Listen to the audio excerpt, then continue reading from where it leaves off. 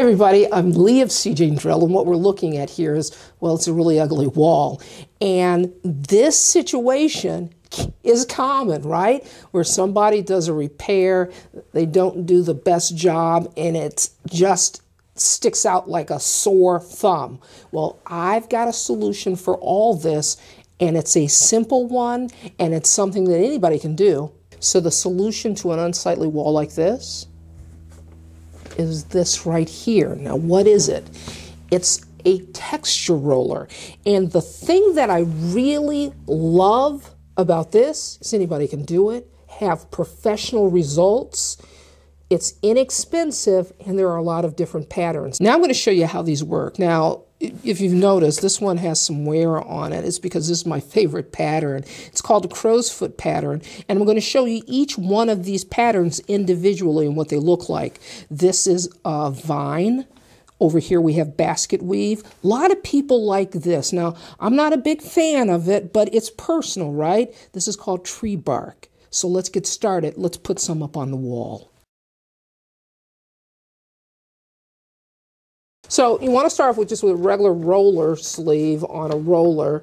Get at least a ½ inch nap. That's what I would do. It's going to really be able to hold the mud. Now this is one of the texture rollers. This is our basket weave pattern. Now what I've done is you'll want to dampen it before you use it. So just make certain you dampen it. You don't want it sopping wet, just damp.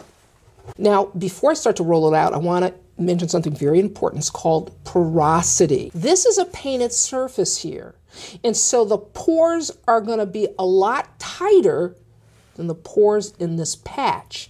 The porosity is going to be different. So what that's going to mean to us is that this surface here isn't going to absorb the joint compound like this surface. And so this is going to dry a little quicker than the unpatched surface. So keep that in mind as you're rolling out your ceiling. Now this is just a demo wall, and we've got just a small surface area, so we're not really worried about the porosity here because it's not going to dry out on us. But if you're doing a large area, you may want to consider just priming the whole area first, and then that way you're dealing with the same porosity for all of it. So we're just going to roll the area out, all right?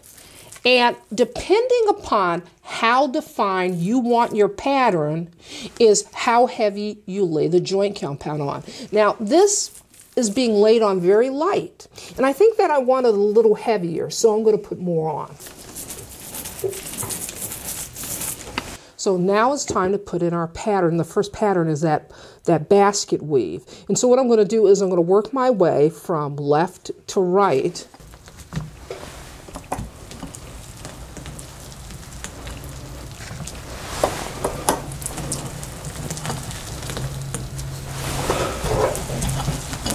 So that's what's called the basket weave pattern. And actually, I like this pattern.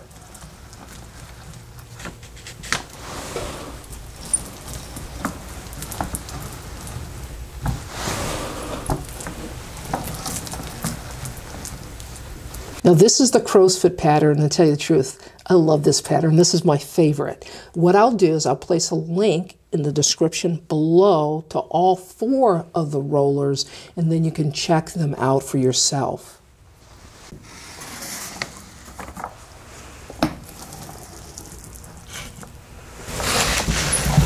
Now this is called tree bark. It's not really my favorite, but it could be yours, right? What do you think?